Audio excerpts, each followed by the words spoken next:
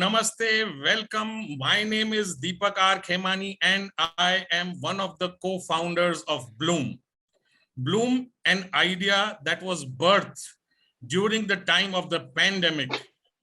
That is when our CEO Payal Irani came up with this idea that let's have a Sunday talk show where we invite people who are inspirational, who are motivational, who are doing something to change the world, who can help change lives of others. Since that day, today is our 98th non-stop Sunday talk show in the online and the offline space. Very soon, in 15 days, we will be celebrating our 100th episode. The 100th episode of Bloom is coming up in 2 weeks. There is going to be a book launch and a grand celebration. This book launch is a collaboration of 12 international and Indian authors. These are their real life stories when they hit rock bottom in their life and how they turned their lives around, changed it completely, and now they are helping others change their lives. A strictly invitation only event. If you would like to attend this event, please reach out to Payal. She will send you the link. This is going to be a grand celebration on the 17th at the St. Regis Hotel, Mumbai. I would like to thank everyone who is present today in this meeting. And let me take this opportunity to introduce our guest today. Today we have with us Lt.Col Dinesh Garg, retired. He is a business transformation coach. He's a mentor, a professional speaker, and a business consultant who is passionate about making a difference. He talks about military leadership. He has extensive knowledge of the 21st century training methodologies, and he is able to design, develop, and deliver strategic business interventions, as he calls it. He's a change catalyst with deep expertise in succession planning, relationship counseling, career counseling, and sales leadership. There is so much to introduce about him in his CV. However, I would like him to introduce himself, a little bit of his military background and what he does, and we will take the show ahead from here. Over to you, Lt.Col Dinesh Garg, sir. Please introduce yourself to our audience. Thanks, Deepak. When you were describing me, I was thinking that you're describing someone else. These big jargons is not me. I keep things simple and very simple. So I'm not all those things. I'm a very simple person. So I just took retirement in Jan 21. After that, I'm just traveling. Right now, 1 year, I want to just enjoy my retirement. I want to travel. And so few of my friends forced me that I counsel good in most of the subjects, basically. So they want me to do something for the society, not for money, at least do it for your friends, known and this thing. So now I am volunteer by order. So they are forcing me. So now I'm making a profile. The profile you saw is made by them only. So I'm trying to do my best now. So I have spent 15 years in army. I am a pass out. My first stint was in Kandahar with the infantry. After that, I went to military intelligence, and that's the basic thing. And I just want to travel and do something. That's the aim. I want to keep things like simple. Yeah, wonderful. You know, a person who has served us 15 years in the army, you know, spending sleepless nights so that all of us can sleep well.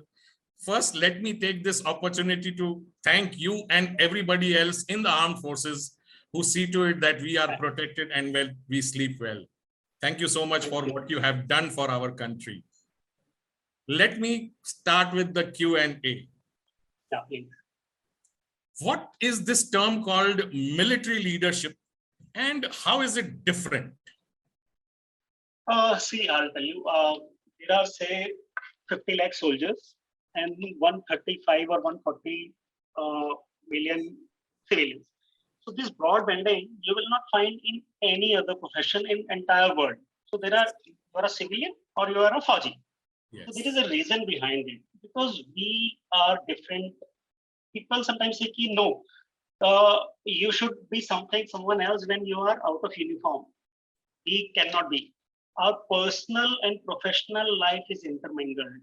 We cannot differentiate, okay, during office hours we'll behave like this. So I'll be confident, aggressive, this thing in when I'm wearing uniform, and when I'm not wearing uniform, I'll be very suddenly very subtle, and this is not possible for us. Yes. So what make us different is the outcome because our lifestyle and the outcome of what we do.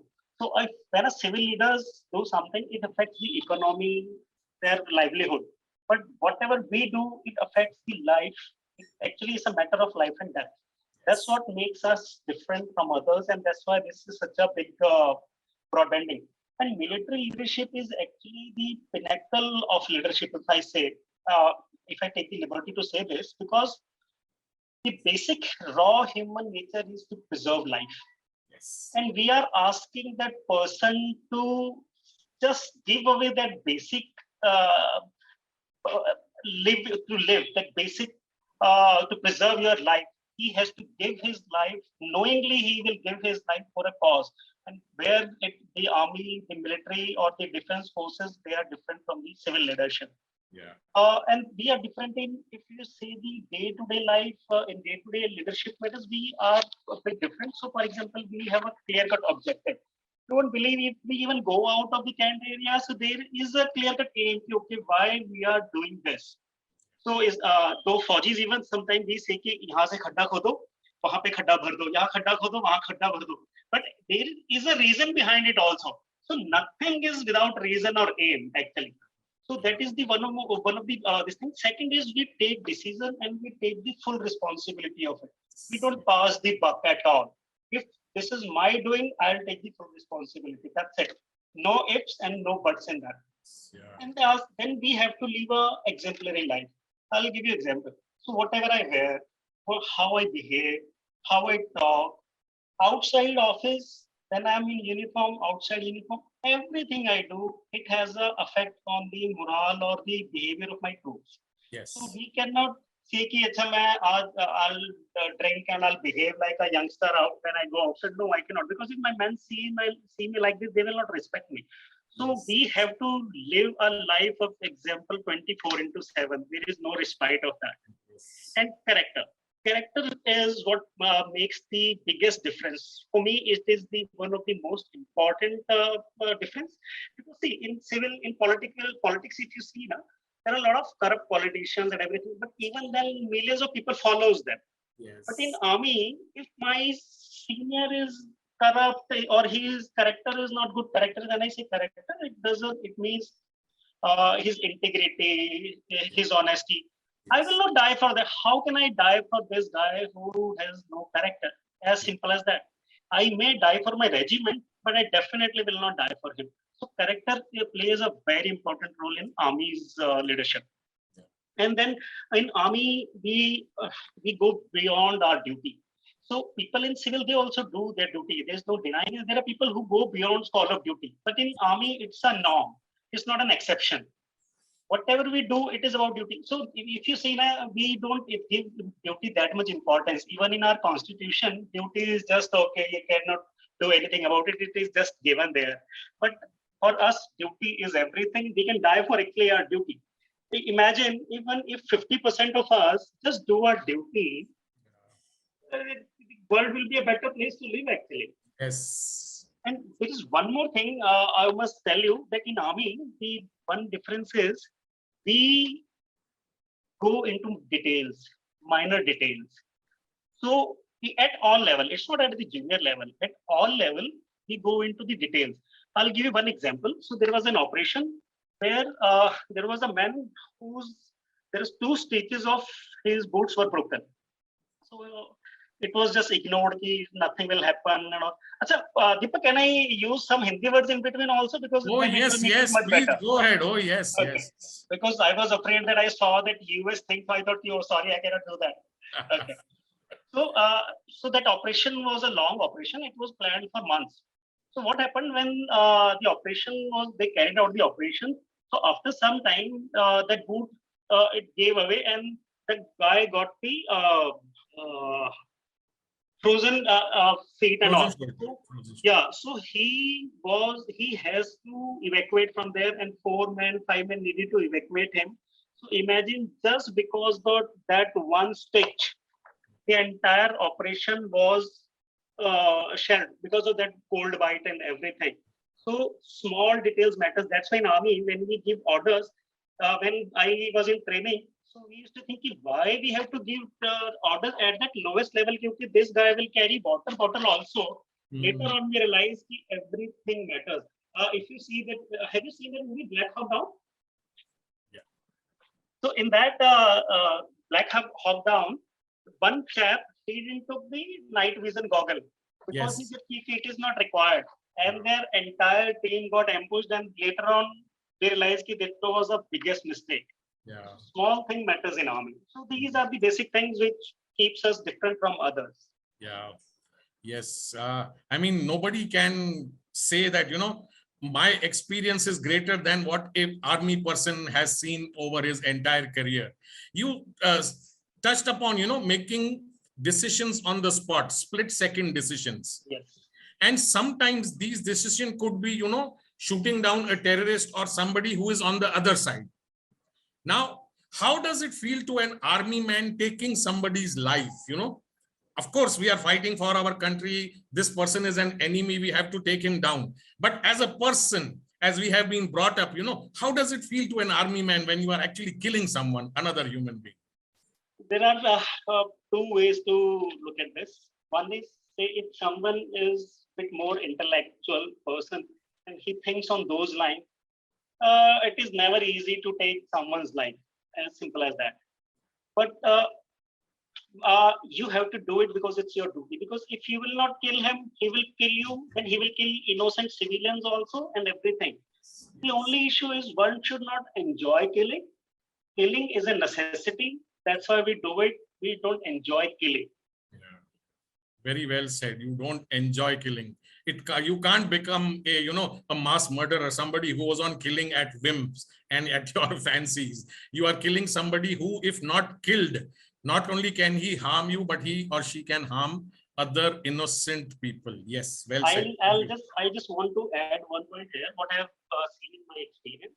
Yeah. If a civilian is killed by a soldier, or one of his men died during his watch, that person, that leader, that officer, or that man can never sleep in his life. Yes. This is really deep thought. He will never get proper sleep throughout his life. Wow. Wonderful. Yes. Very, very well said. So share with us an experience of yours where you actually had to take that split-second decision. Okay, so there one on LOC. So where I was posted, I cannot give you all the details. Yes. So Please do not tell us about the dates or the places, but the incident. There was a crossing point also. So there was a lady who was coming this side because of some reason. So then we reported, okay, what to do? So they said, okay, you take your own decision. But at that moment, because it was not easy to kill a civilian, innocent civilian, but you don't know who they are also. So there is a dilemma, what to do, what not to do.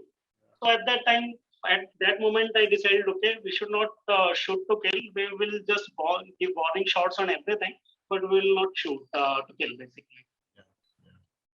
Yes, this is that split-second decision, which later may have been proved to be the right decision, because, as you said, possibly she could have been a civilian. That would have been only available in hindsight. For a Fauji, these decisions comes every day and every second. For example, you are sitting in ambush and some person is passing. You don't know whether they are civilians or this thing. You have to take a call, especially northeast. I'll not say JM, but especially in northeast, it's difficult. You are a convoy commander. and there is a convoy, suddenly someone comes in your vehicle. So you don't know whether that person is a terrorist or just another stranded car or a civilian. That Yes. moment you have to take the decision, and the best part is when you take the decision, you have to take the responsibility of it. Yes. Yes. Yes. And over your 15 years of experience, having served under different positions in the army, what do you see? How have things changed? Is leadership same as it was, say, 50 years ago, or leadership has changed in the 21st century? I think there are a lot of changes now. Challenges were always there, but situations have changed a lot. You see, now decision making has to be very quick. So, for example, in corporate, one person is working in America, other person is working in Chennai, and your decision and everything is interconnected. If you don't Yes. give the connection, then other person cannot work, then the third person cannot work. So it Yeah. affects the entire chain. So you have Yeah. to give decision then and there. You cannot say, okay, let me give it in the evening or tomorrow. So Yeah. that is one thing. And in offices, if you see that the inclusivity is now the word. So you will Yes. find a 20-year-old guy also, a 50-year-old person also, from all the demographies, all the ethnicity. Now this LGBTQ thing is also coming up. Now imagine a leader has to, so it is like a now army basically. So everyone is from different caste, creed, and religion, from a different financial background. Now you have Yeah. to handle everyone. So it Yeah. is a big task for them, very big task for them. And the importance of training has increased because now everything, technology is changing every 2, 3, 4 years. Your businesses are changing every few years. So you have to keep training yourself also, and you have to keep training your men also. So that is a big challenge now nowadays. And, Yes. I was joking yesterday, so the sensibility. So the new generation sensibility is the threshold is much lower Yes. vis-a-vis our time or the earlier time. So if you Yes. even just say something, that person will feel bad, may even left the job also. So you have to Yes. be very careful about their sensibilities now. People are very sensitive now, Yeah. and leaders are answerable. Earlier, say my senior used to say, okay, go Garg, climb this hill. And I used to go without asking any question.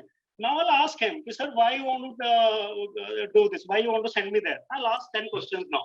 So youngsters, they ask a lot of questions now. You just Yes. cannot tell them, okay, you do this thing and that thing. So this is a very big change because of social media. The awareness is so much. They are more exposed. They have a lot of information. So a teacher just cannot say, okay, Akbar uska ye tha ya Akbar ne ye battle ki. Now people will ask the question, why? So teacher has to be prepared now. So our leadership is not only at the highest level, leadership is at the lowest level also. So So things are changing in that sense, and you have to demand. You have to be more demanding now.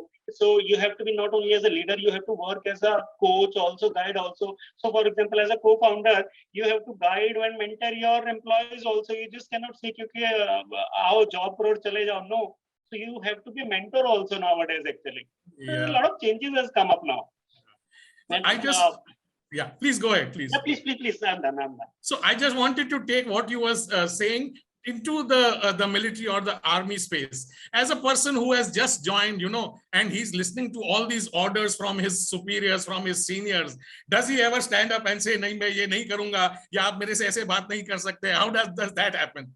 No. So, for example, in army, the best part about army is the traditions, and what it's supposed to be is we should do is as a staff officer or as a leader, we should give our mind to them.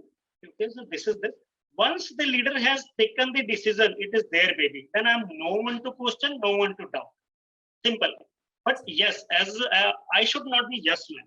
So I should give my peace of mind. Sir, okay, we can do like this also, or this is a better option. If he says yes, okay. If he says no, and whatever you say, your wish is my command. Then as simple as that. Yes, Then boss. Yes, yes, boss. there is Yes. no doubt then in anything. I Yeah. have to carry out that order. As simple as Yes. that. Yes. And another thing which just came to my mind, you said about a leader having to work with now diverse people, even when you are in the army and especially you are in a leadership position, especially for a country like ours, you have people coming from different states, different background, different communities. So I think that that ability to work with different people, nurture them, lead them, a person coming out of the army and a person probably coming out of a corporate setup, this army person clearly has some advantage. Yes. Yes. We have this big advantage. So we Yes. work with all kind of people in all kind of geographical areas, and but Yes. it's easy for us because we are binded by some laws, rules, and ethos. So it's easy for us actually. Yes. Yes. So in your experience, you must have seen quite a few seniors, quite a few leaders. You also have climbed up the ladder in the army. Do you feel leaders are born or leaders are made?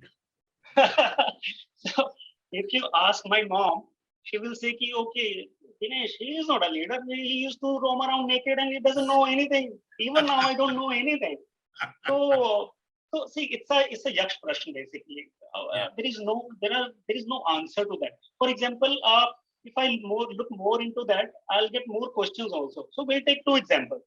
So army make us leaders, or SSB chose leaders and army polishes it. Secondly, Chandragupta Chanakya chose Chandragupta because he was a leader, or he policed him. So this is a dichotomy actually. Which is one and which is the other. So today Yes. in our political scenario, if we see our two main leaders, this question becomes more pertinent now. So, but so as in my opinion, I think a man with a common sense can be made a leader. He needs a common sense. That is the foremost thing. If a person has a common sense, yes, with training, we can we can convert him into a great leader actually. Yeah. Clearly, everybody needs a mentor, and even a leader needs to be coached, needs to be mentored, Yes. needs to be nurtured by another leader. You simply cannot stand up and say today that I have become a leader, start following me. This is not social media. You will not get 1 million followers overnight. Yeah. What you said, Deepak, is absolutely correct. Especially the leaders at a certain level, what happens is their ego comes and then they stop getting ideas from others. They think what they are doing is the right thing and they are the only leader. No one knows anything. At Yeah. that moment, actually, they need mentoring or someone to tell them, okay, it is not like that. You have to look from other Yeah. aspects also. Yes. And I want to ask you this question also, since you have, moved out from the army and you have taken up this coaching, consulting, mentoring, and business space. A lot of people who have come out from the army are now utilizing their army experience and bringing it into the corporate world. We have Captain C.V. Raman, there is Brigadier Bhasin, who is there, who is one of our, mentors and also very, very close connected person to us. So what is making people come out from the army and take up these roles? Is it people who are reaching out to them and telling them come in, or is it there something which is there inside them which is telling them let me go and help society at large? See, throughout your life in army, you are away from family and you are doing your duty. So duty is everything and you don't think about anything. So once you come out of army, now there is a void. So you just cannot sit like this. And best part is the pension and all take care of your finances and all. So that is also not a very important issue for us because bread and butter is at the end of that important issue. So which is generally taken care of. And you see when you are retired, your kids are also almost about to settle down and so at that moment, you ask yourself question due to what to do with the life. Yeah. So, and being a Fauji, when you have lived that life for 40 years, 30 years, so you suddenly cannot change yourself. No? Suddenly you cannot be materialistic or this thing. So Yes. you think, okay, let's do something better. And you why not to use our experiences and common sense, and why not to use it in civil this thing. And see, initially when I took retirement, and many students they used to come and ask me about army, about other coachings also, other kind of counseling also. I never had a heart to ask them, okay, you can pay me because I know they are students, they cannot do that. So Yes. it's okay. I'm getting my pension. It's okay with me. So Yeah. yes, for us, it's like a second part of our duty for Yes. most of us. Yeah. So even after you are, coming out of the armed forces, you're coming back into civilian life. It is actually duty. It is your second innings of that duty to take that experience of having led an organization, people. And as you said, there is no other organization in the world which gives you the chance of, leading so many lakhs of people and so many millions of soldiers at one time. Wonderful. Thank you. Thank you for sharing that. Now, my next question to you is this. What do you feel that corporate leaders lack? Corporate leadership is lacking compared to what military leaders have by virtue of their experience? I will not say what corporate lacks, but yes, I can say there are few qualities which army officers has, which is different than a corporate leader. So, for example, the most important is selflessness. So in Mahabharata, Bhishma said the selflessness is the most important character of a leader. Yes. So being our job, selflessness is the foremost part. We can like die for our men also. So in corporate, it is selflessness is not that important because he has to do it for his job. It is his bread and butter. So yes, that is the one thing. Secondly, no objectives. So in army, objectives are clear from the lowest to the highest level. So even in army, our aim is also in one line. So and so company will capture so and so. Khatta. No ifs and buts. Okay, if I get this much artillery and this much tank, only I'll win. No, you have to win this battle. That's it. That is the clear objective. So in civil, what I have seen with my friends and all, clear-cut objectives and aims are not defined. They actually they're not doing. They don't know what they are doing. So for example, once I spoke to an American officer. So we were just joking around, and he asked me, "Okay, what if America attacks on India?" So I'll say, "Don't worry, we will have you nice and proper." So he was just laughing. So I asked him, "What is your motivation to fight?" Because we have a motivation. We will die for our motherland. As simple as that. There is no ifs and buts. So he was not able to answer me that why he is fighting actually. End of the day, he was fighting for his unit. That's it. He has no higher motivation to fight. Yeah. So that is one thing which is different in army. And the one other factor is again I said the character plays an important role in army, which I think is not that important in civil training. So in army, even you are sepoy or you are a general, you keep getting trainings. Even when you become a general, also you get training. In civil, I've seen that training is like it's a waste of money, like security, not important, not required. Yeah. Or if we train that person, he will go to another company. Yes. Yes. So these are the things which is different in civil. Yeah. They don't. They're afraid of actually giving training. It's like they have a waste of wastage of money. I must say ground. So in army, once we join army, we have to stay with our men. We for 2-3 months we do what they do so that we can understand how they live, because my every order will impact them. So after that, whenever I will give an order, I'll think, okay, is it practical or not? Or I'll just say, okay, आप ये करोगे नहीं. मुझे पता है कि वो practical होगा या नहीं होगा. Corporate में I have not seen this much. So they will say, okay, रात को 2 बजे तक बैठ के presentation बनाओ. But do you know how much it affects his personal life also? Because the time you have taken from him, extra time out of the office, is actually for his family and friends and other person, which will further impact his mental, physical, and all the health also. So in civil, this much they don't appreciate this timing. So they don't think before giving orders. They don't think much. Even one of my cousin, so last month, so he spent 3 hours just to change the color of a presentation because their senior didn't like the color of the presentation.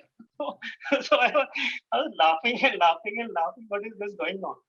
Physical and mental fitness is also very important in army, which is we neglect in civil. They don't understand that when you are physically fit, you are also mentally fit also. Yes. You are more happier. You have a happy environment. Yes. And so sense of humor. So in army, people generally think Fauji's are khadus. So they're like, they just have a mustache and they're khadus and they don't laugh. But mark my words, Fauji's have the best sense of humor you will find. Because we laugh in the when bullets are passing left and right. Because sense of humor keeps you sane, basically. Yes. In that much stress, you don't know what is going on. There is a lot of uncertainty. Sense of humor is one of the most important ability of an army officer, and I civilly should imbibe this. Why? When you make a great environment. So there was a experiment also. So they painted a staircase in the shape of a piano near an escalator. Yes. So later on, they realized that more people were taking the stairs than the escalator. So when you have a good environment in the office, attrition rate is also low. People wants to work more. I always say one thing: if you are afraid of Monday, then something is wrong with your company. Because in army, I never had Monday blues. Yeah. So that is one thing. And flexibility is also important. As I said, so in one posting, I am dealing with legal issues. In another posting, I'm fighting in J&J. In another posting, I'm dealing with the finances also. So flexibility, we have to be flexible. We cannot say, no, legal is not my issue in army. You cannot say that. You bloody well, you have to do it. You take 3 days to take over. We get 3 days only in army at whatever level to hand over takeover.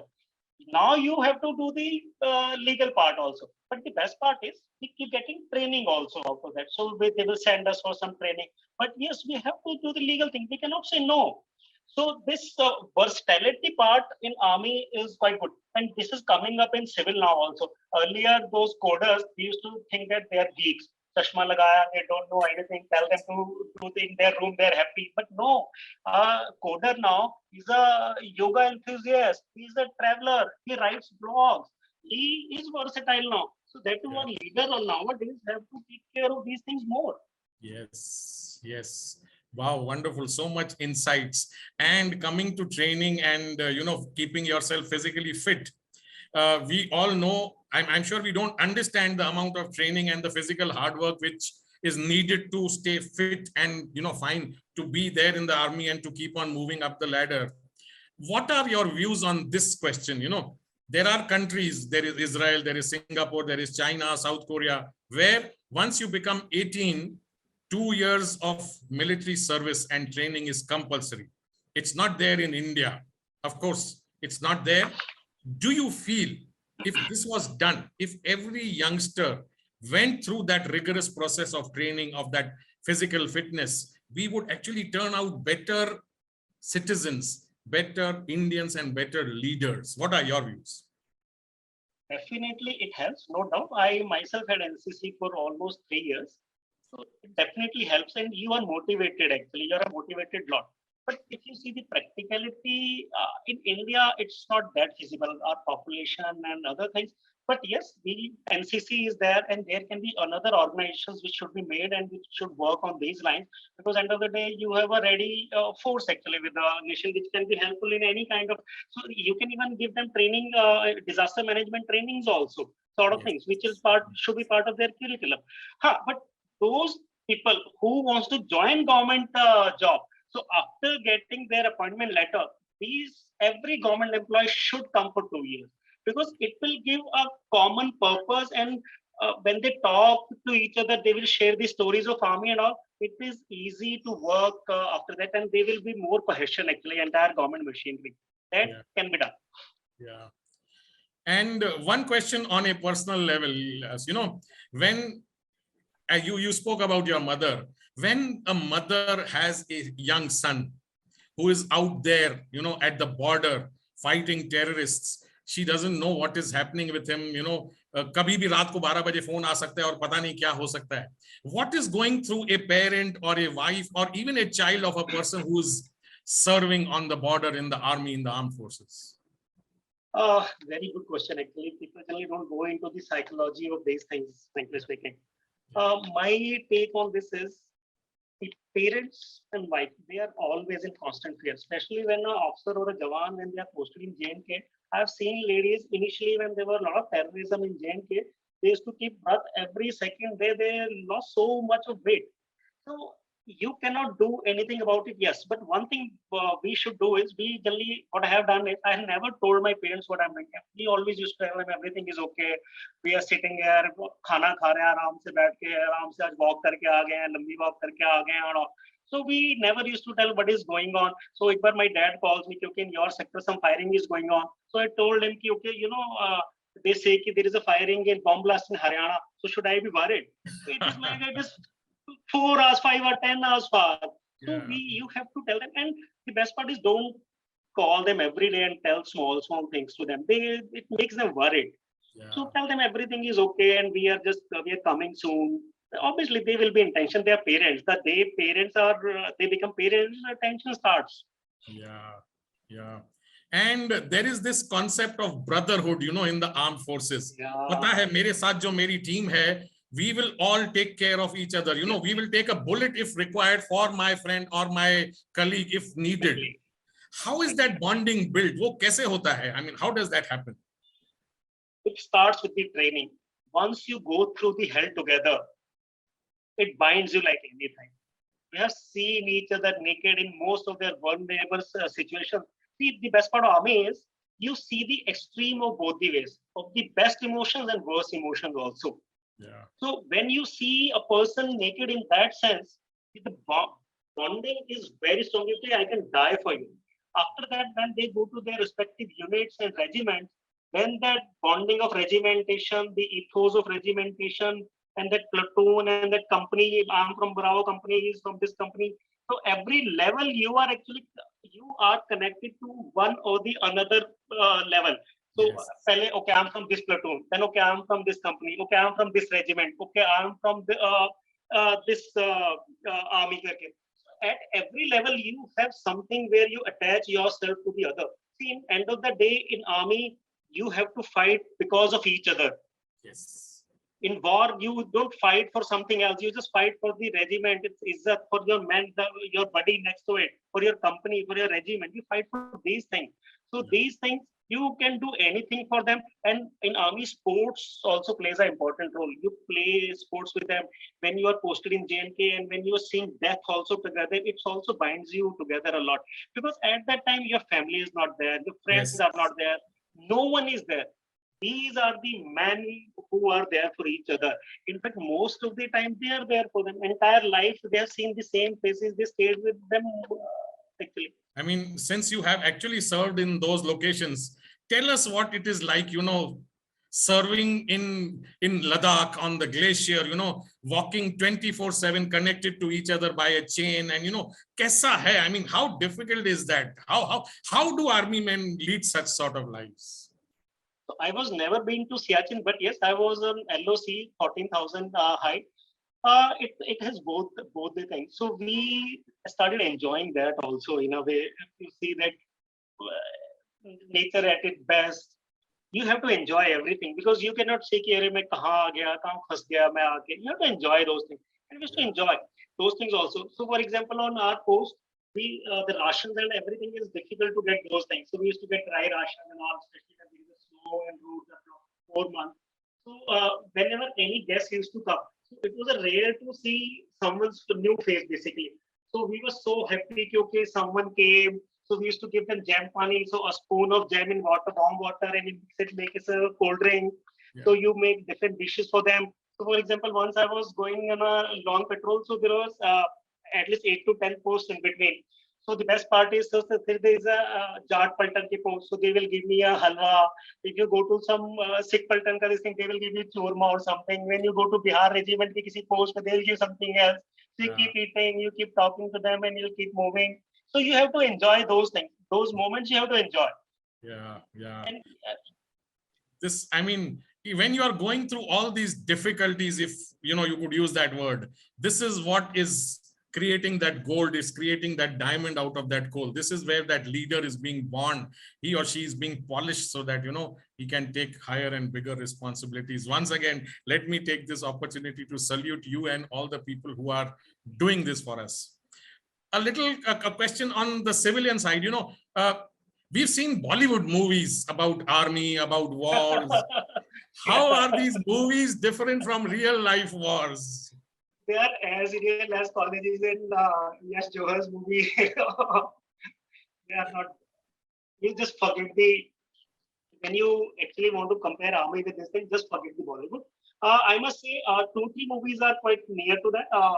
Puri is, I must say, a bit near to it, and somewhat Lakshya a bit, but most of the movies nowhere. We are always in Savdhan, we are always marching, we are always shouting, yes sir, yes sir. Not like that. You won't believe it is more glamorized in Bollywood. So you won't believe in offices. So I'll go to my senior's office. 5-6 officers will come in peace station. They will sit together. So we will tell us, "Ki sir, kuch mangao khane ke liye." So he will order some lassi or samosa. We will eat and chit chat. Again, we will go to our offices and work. So in a very informal work environment. But yes, when it's the best part about army is, so if I have done some mistake, my CEO will call to his office. He will give me all the left, right he can give. And at the worst level, you can't even imagine. I won't even tell what is this. But in the evening, when I'm in the mess, he'll be like friends. He'll treat me like his friend. So it's very clear cut. We can be pal, we can die for each other, but we'll not do your work, you will get it. There is no denying it. You will get it. So it is very simple. So we don't feel bad. So today's senior has said something, we'll not feel bad. In the evening, we are all same. Yeah. I mean, so Bollywood, as they say, is for entertainment purposes only. Please, reality nahi hai. Please, हम मिथुन की तरह एक उंगली से छेद नहीं कर सकते उसमें कढ़ाई में. Yeah, I know, really. So, that's why, I mean, this, as I said, no, let's have a civilian question, जहां पर military की बात जब हम movie में देखते हैं कितना अच्छा लगता है. चढ़ा, जैसे आपने बोला, लक्ष्य a little bit, maybe border a little bit, थोड़ा सा नहीं? But थोड़ा सा. Okay, so Bollywood is more entertaining. Real life military is a little much more different. So we are already 40 minutes into our show. What I would like to do is, at this time, if anybody from the audience would like to ask any question to Lieutenant Colonel Dinesh, go ahead, unmute yourself or raise your hand. I'll unmute you and I'll give you a chance to ask a question if you want. Otherwise, I can keep on asking him questions for another hour and we can keep on enjoying this, this tete-a-tete, as they call it, which we are having. If anybody would like to ask any question. While you have any question?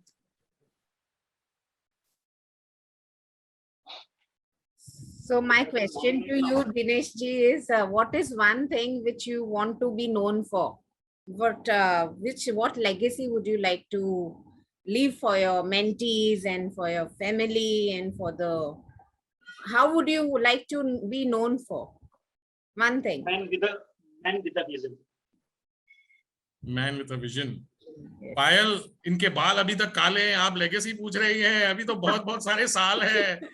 After his experience of 15 years in the army, he has to take all this experience into the corporate world and change and move them around. Yes. Yeah. Thank you for sharing. Yes. Okay, so do you feel this 2 years of lockdown, this pandemic, has changed us?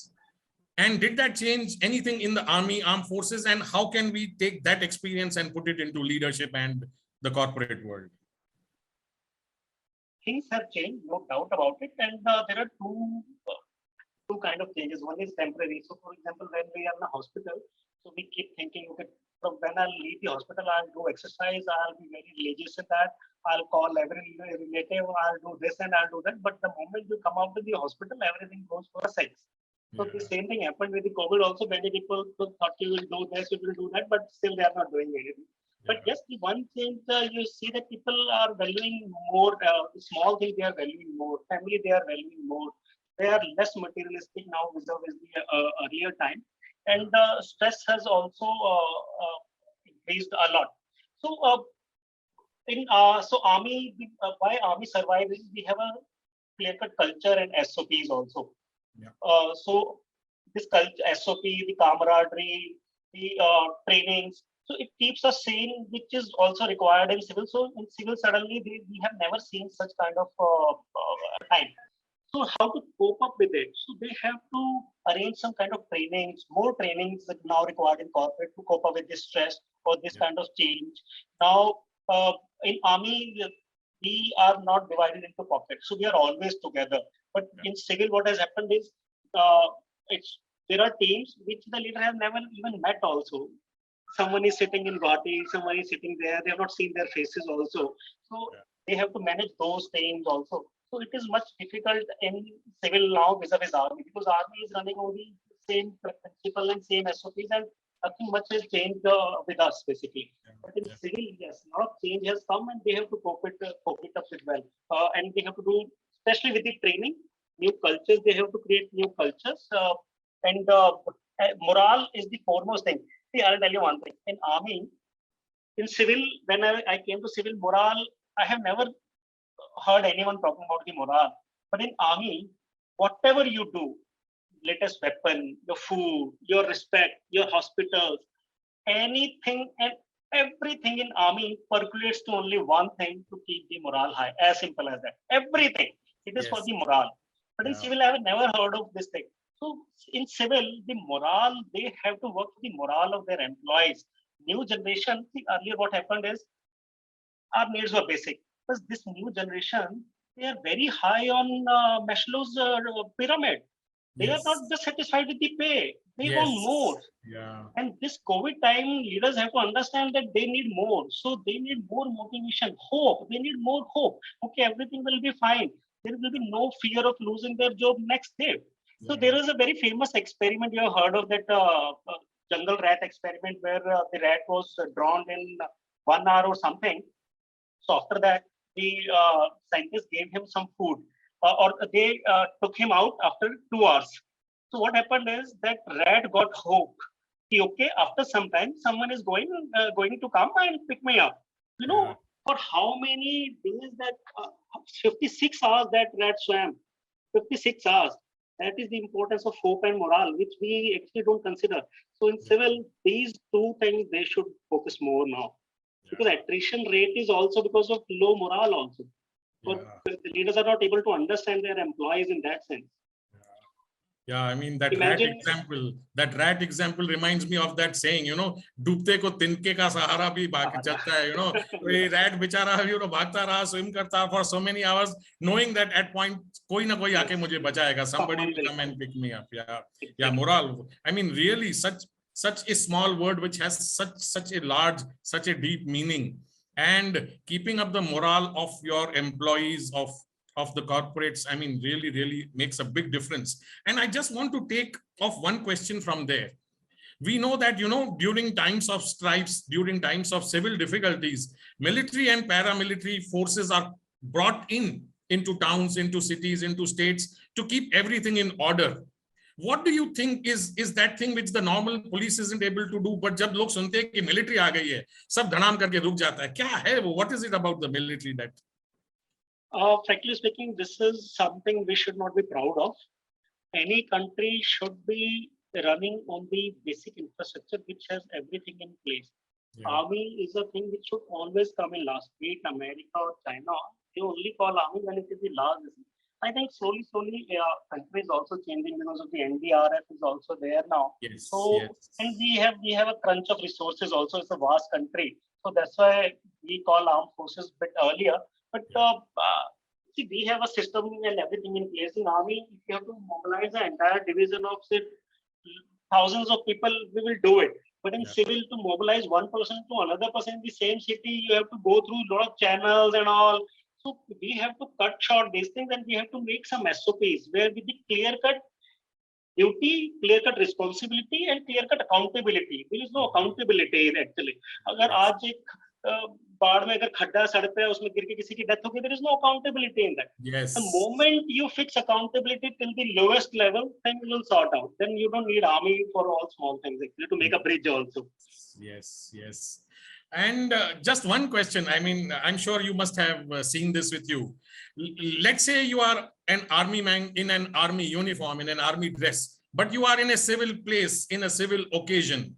Do you feel that you get that little bit of more respect? Somebody comes and, probably wants to shake your hand or give you a salute or thank you what you are for doing. Is that a real life experience? Yeah, no doubt about it. Whenever I used to wear my uniform, my height used to increase by few centimeters. There is no doubt about it. Yes. So in army, one of our seniors used to say, jokingly, he said, when you are walking on road and if the girls are not looking at you, then something is wrong with you. You're not worth this uniform. You're not physically fit. You're not worth this uniform. You have to turn next when you are on road.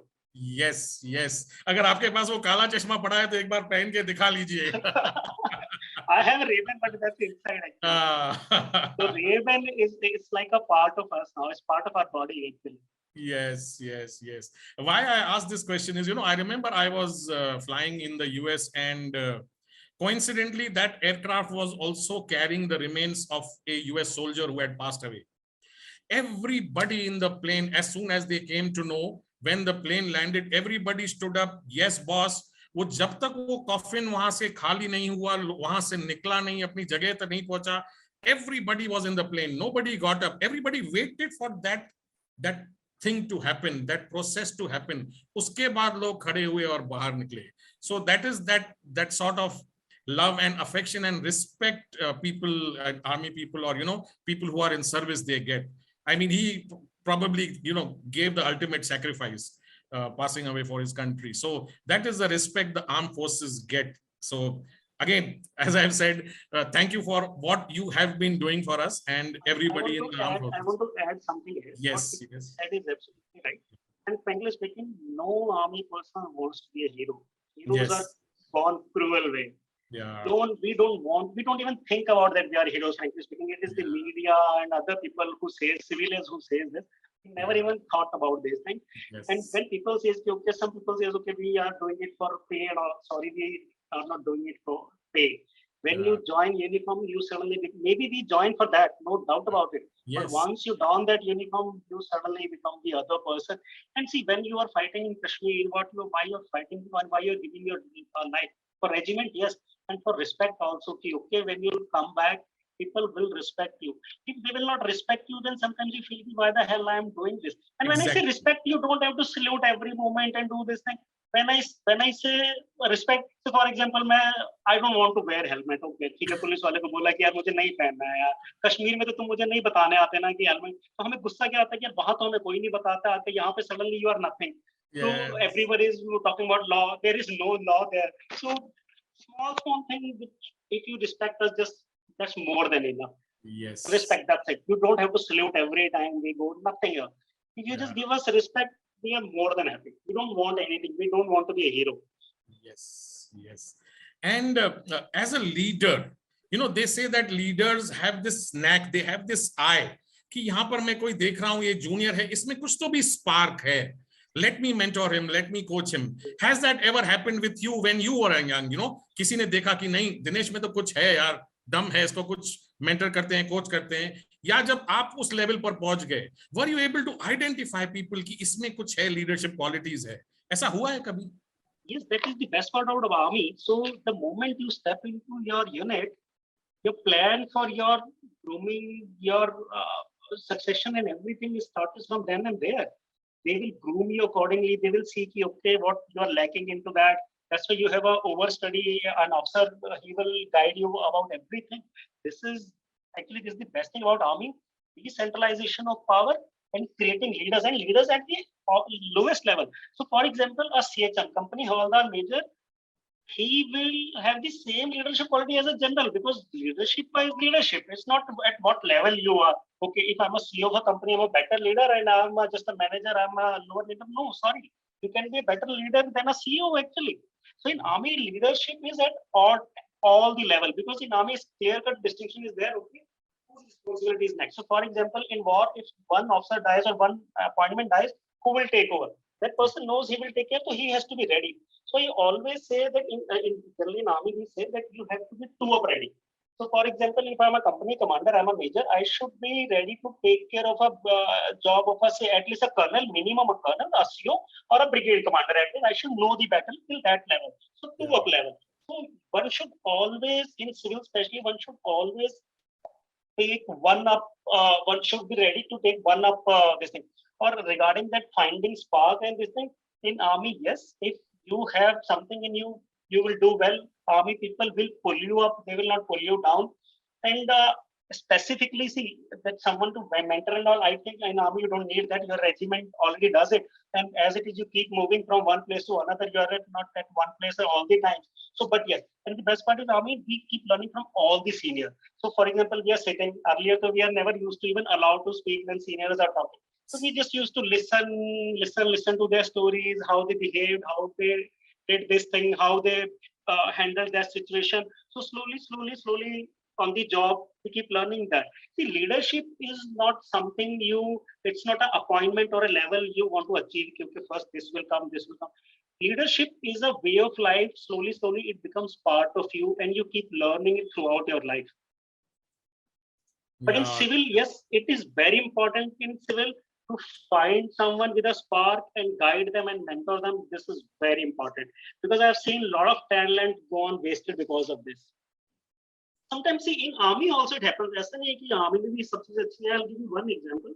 So there was one commander, his focus was only on one thing: fitness. So one of my coachmates, he was amazing in everything. He named a thing professionally. He was sound. So he was the only thing he left was running. He can do 100 push-up also, but he cannot just run. He can run for 5 hours, but he cannot run 5 kilometers in 25 minutes as simple as that. Because of that small thing, he suffered. Because sometimes when leaders, they fixate on one thing, others suffer. You should not fixate on only one thing. You should see the other aspects of it also. Yes. It has to be a all-round effort. You have to be possibly a jack of all trades, maybe, to be up on that 2 level. David Paramal has raised his hand. Please unmute yourself. Okay. Are you all able to hear me? Yes, we can see you and hear you. Yes. Okay. First of all, Dinesh, it was a very insightful session, and I've been listening to you all this while. So, I mean, my question goes to, Dinesh, recently I've been moved into a leadership role wherein it's a team of 3 members that I am about to handle. So what are those 3 qualities, if you can summarize, and, that are essential for a leader? That would be a great help, Dinesh, in the corporate sector, if you can, 3 qualities, that's all. For Fauji's, yes, it's easy for me to say, but in corporate, okay. So one thing is, you should have a genuine concern for your juniors. You just cannot use them as a something, okay, use them and that's it. You should genuinely have concern for them, for their upbringing. You should think that, okay, they are someone you should guide on. Second is selflessness. Whatever you do, don't be selfish. Don't do it to get your promotion or let them make work 24/7, but because people can see. They can see that. So this selflessness and concern is one of the most important things. And keep the work environment very light. Let them sing. If someone wants to work singing, please let them do it. How does it matter? End of the day, you need work done. Nah? Why you have to fixate on, okay, by this way only you have to get work done? No, let them work done. And see, be flexible. When we say flexible, these words, leadership, we see 100 qualities. It doesn't matter if you don't implement them. It's like every morning there must be a friend of yours who must be sending messages, thoughts, but have they ever actually did it in their life? No, they just forwarded it. Yes. What's the point of those things? So, for example, flexibility. If there is a company and HR is sending me to say Chennai, and I want to take my wife there. If I tell the HR person, please, can you book for room 42? I'll pay the extra money. They will say, no, we should not do this. Company policy. So what the hell company policy? Are you getting any loss in that? No. I'll take my wife, I'll spend time with her and I'll do the work also. No? Yes, so flexibility, give them leverage and lead from front. मैं घर में आराम से लेटा हुआ हूँ और उनको रात को संडे को बोल रहा हूँ कि काम करो, don't do that. They also need same me time as you need. More than, if you do this much, is more than enough. And keep training them. Keep giving them training. Let them evolve. Absolutely. They should feel that they are growing under you. They will never leave you. They should not feel suffocated. True. Thank you so much, Dinesh, for that insight. Thank you. David, in last 2 or 3 minutes, you've got a complete life lesson on how to become a leader. Because every training has to do some takeaways, right? So this is my takeaway. Thank you so much. Thank you, David, for asking. Have a good day. Question. Yeah, you too, all of you. Yeah. So we have with us Brenda. Brenda, are you around? Can I see you? Brenda has been one of our supporters right from the very beginning. She is a well-wisher, and she has been in different roles, working with different leaders in the corporate space. Brenda, are you around? Can I ask you a question? Brenda, there she is. Brenda, from little of what you've heard in the last 5-10 minutes, What would you like to say, having worked with leaders in the corporate level, and what you've heard just now from Lieutenant Colonel Dinesh? You're muted, Brenda. Yeah. He has mentioned everything that, which I have seen in great leaders. I've always told the story of J.R.D. Tata and how he when I was standing in the lift, he allowed me to go in before the lift man wanted him. I've told that story many times. You see how Ratan is today. I mean, how he celebrated his birthday with a small cupcake and one candle. Only his personal assistant, one candle and a cupcake. That's it. So these are the qualities, I think, of basically of humility, of giving more importance to others, of very important quality, I think, is, which Abdul Kalam always spoke about, which is taking all credit, giving away all credit when things go well, and taking full responsibility, even if your subordinate has done something wrong, taking full responsibility and giving away full credit. Always putting the person, what Simon Sinek says this, about why leaders eat last. So there was this I think the tribal leader, who was it? I think it was from South Africa. What is his name? Who died? The founder of South Africa was in jail for so many times. Nelson Mandela. Nelson Mandela said this when he was asked how did he learn leadership. He said in the chieftains, his father was the chief of the tribe, and when he went to the meeting, he always noticed one thing: his father would be the last person to speak and the last person to eat. So, this, and that's where he picked up his leadership. So I think these are very sort of subtle things, and people show this leadership not only in the role. You can be in my position and show a lot of leadership, and I have seen this in the workspace. Let me just share with you. I should not be saying it, but I have seen about 5 or 6 chairmen during my 32 years in HUL. One common thing was that when they left the company at 5:30 on that Friday evening, they took everything, including the pen, pencil, even the waste paper basket maybe, but they made it, they ensured that they had never to put their leg into the company after that. And this was to always bother me as to why is it so important not to put your foot into the company after that. Okay. And people like me can go anytime, right? Because the thing is that people at that right top level, when you are in the C-suite, you're really not sure whether the respect given to you is for your seat or for you. Yes. Suppose you go there and the watchman asks you, what is your name? Which is quite likely to happen. Let me tell you, in a company like HUL, watchman will ask you some. It actually happened that once the watchman said, please, may I see your bag? Please open your bag. And I should not say it, but actually that madam, the third party removed that person from that job, and he was put to another job.